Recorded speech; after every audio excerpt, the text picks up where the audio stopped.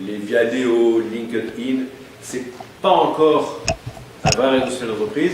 Par contre, c'est un truc nettoyé par rapport à Facebook en termes de professionnalisme et qualité de l'information a priori business et pas détente qu'offre quelque chose comme LinkedIn. Quelques données brutes qu'il faut après interpréter. Peut-être Alain reviendra dessus après aussi. Donc aujourd'hui, 97% des internautes de 7 à 77 ans connaissent Facebook. Une grande majorité aussi connaissent Twitter, quand même pourtant moins accessible. 1,5 million d'entreprises, ce sont les chiffres mondiaux, bien sûr, sont actuellement présentes sur Facebook, en tant qu'entreprise, non pas à travers leurs employés. Facebook, c'est un demi-milliard d'utilisateurs dans le monde. Et je ne sais pas en combien en plus chaque heure, c'est monstrueux. 25 millions pour Twitter. Et le temps quotidien passé sur Facebook, encore une fois, tout âge, tout métier, toute population confondue, est de près d'une heure. Voilà. Il faudrait que quelqu'un s'amuse de calculer ce que ça coûte aux entreprises, ça. Mais c'est pas grave, on n'est pas avant ça. Et je mets à part deux produits ou deux environnements que je considère se rapprochant de ce dont on va parler. LinkedIn, c'est quand même 70 millions d'utilisateurs dans le monde, c'est quand même pas rien. Hein. Un réseau à vocation d'échanges professionnels, de recherche de travail, de recherche de partenariat, c'est intéressant. L'équivalent, on va dire, plutôt français ou européen, je ne sais pas où ils en sont, Viadeo, qui est aussi 30 millions d'utilisateurs. Et quelque chose qui se rapproche encore plus de ce qu'on va voir avec Lenspot, Yammer, qui est un réseau privé, je ne sais pas si c'est un réseau social privé, qui a déjà 1 million d'utilisateurs. C'est quelque chose de moins connu. Voilà.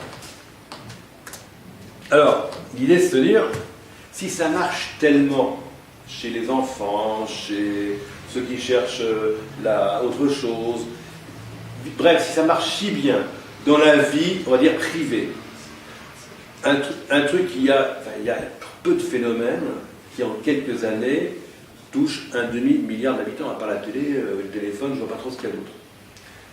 Est-ce que ce machin-là ne peut pas avoir une déclinaison professionnelle? La réponse est on pense que oui, d'accord, mais pas comme est Facebook aujourd'hui, d'accord. Je pense que ça ne marche pas. Alors, quelques définitions, après c'est ma vision, hein, d'accord. Donc si elle peut le partager, pas partager, en fait, c'est ce que moi j'ai compris. Un RSE, un réseau social d'entreprise, cherche à mettre en relation des individus, il faudra voir après ce qu'on entend par individu, et des organisations, des structures. Ça sert à plusieurs choses. Améliorer au sein d'une même structure la productivité de ces éléments. Donc ça peut être au sein d'un département, au sein d'une filiale, au sein d'un groupe. Ça permet aussi, entre deux organisations, deux structures, d'améliorer les échanges, d'optimiser ces échanges, de travailler mieux. Donc ça va être entre les fournisseurs et l'entreprise, une entreprise et ses partenaires. Et ça facilite aussi la relation entre une structure donnée et ses clients, ou une structure et ses usagers, si ce sont une association ou la RATP. D'accord ? Donc, quels sont les avantages? Il y en a beaucoup d'autres, mais c'est ceux les plus simples que je vois, et les plus évidents. C'est que c'est d'abord cette notion d'entreprise étendue. Il n'y a plus ce carcan je suis dedans ou je suis dehors. L'entreprise avec un réseau social peut très facilement étendre sa portée en termes de communication, d'échange, au-delà de ses murs stricts, pour inclure un tas de gens. Si c'est une entreprise qui a des filiales, c'est vraiment donner à ces filiales, parfois très loin, un outil de communication, un outil même d'identification. Pour ses partenaires, voilà, une entreprise redistribue des produits, eh bien c'est vraiment dire, parce que le mot partenaire, on sait bien à quel point il est galvaudé, vous faites partie d'un ensemble et les autres n'en font pas partie. Et dans cet ensemble, vous avez des privilèges auxquels les autres n'ont pas le droit. Bien sûr, l'entreprise, elle peut grossir encore et inclure ses clients dans un espace privatisé, dans lequel il va se dire des choses, il va se échanger des objets qu'on ne pourra pas trouver à l'extérieur. Et on a vu les clients, il y a aussi les fournisseurs. L'entreprise, c'est aussi les fournisseurs. Et pour les individus, que ces individus soient des citoyens, qu'ils soient membres d'associations, qu'ils soient usagers d'un service public, qu'ils soient clients d'entreprises privées, eh bien c'est le moyen de, par exemple, donner un feedback, votre truc c'est de la merde et je vous le dis, ou ce serait bien si ce produit-là il faisait ça en plus, ou tout un tas de remontées d'informations, d'échanges d'informations, qui permettent à l'entreprise, parce qu'on se place toujours du côté de l'entreprise, c'est un outil d'entreprise, à communiquer d'une certaine façon, de manière beaucoup plus directe, franche, précise, qu'elle ne le ferait à l'extérieur, parce que les contraintes ne sont pas tout à fait les mêmes. Alors, bon, bah, à la limite, pourquoi pas Facebook, je veux dire. Est-ce que vraiment avec Facebook, on peut pas faire ce genre de truc? J'ai rien contre Facebook, hein, je tiens à le dire. Enfin, si, j'ai un truc contre Facebook. Mais c'est un exemple parce que tout le monde le connaît, mais je pourrais dire autre chose. Bon, déjà, si vous l'utilisez, c'est super pour des fan clubs, pour partir du bien de telle ou telle vedette, ou c'est les enfants, peut très bien aussi.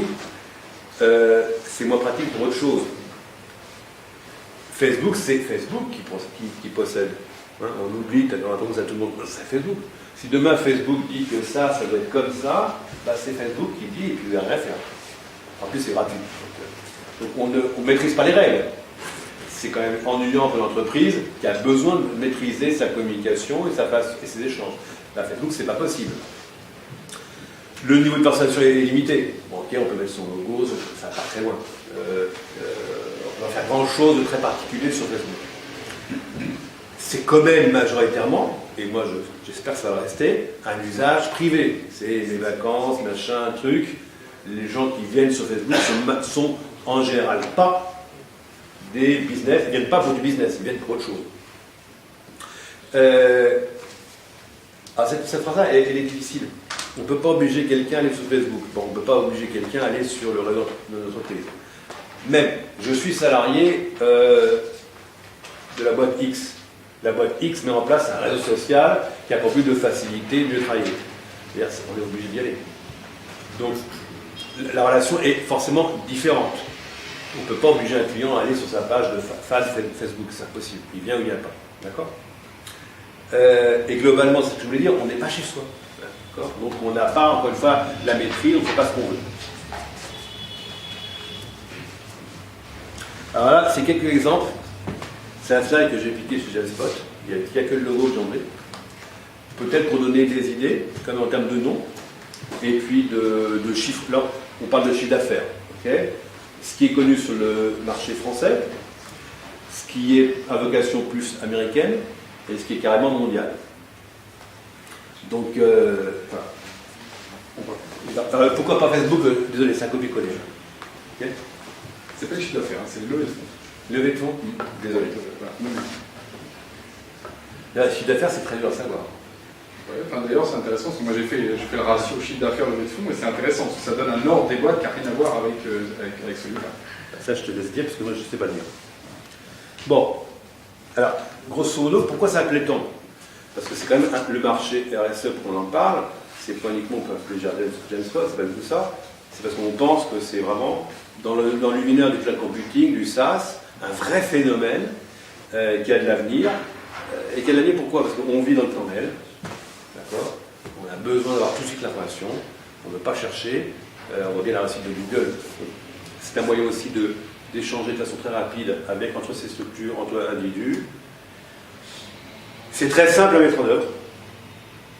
C'est vrai pour Genspot, c'est vrai pour d'autres. C'est très très simple de démarrer un réseau social d'entreprise. Surtout qu'on peut se donner des moyens, des ambitions très modestes au début, et de faire évoluer le produit en fonction de ses besoins, mais ça marche tout de suite. Tout de suite, on peut démarrer l'activité, tout de suite, on peut démarrer une relation. Ça n'a rien à voir avec l'ERP, mais l'ERP fait bien sûr autre chose. Je voulais dire par là que c'est un autre produit qui met aussi en relation comme l'ERP des clients et des fournisseurs, mais c'est de façon beaucoup plus... c'est non hiérarchisé. Et il y a les dictatures du mail. C'est une autre façon de communiquer qui reste du temps réel, mais qui permet néanmoins de communiquer de façon différente, peut-être moins brutale, plus réfléchie, et qui met en jeu un tas d'autres outils, parce que le réseau d'entreprise, c'est aussi un réservoir de données de tout type.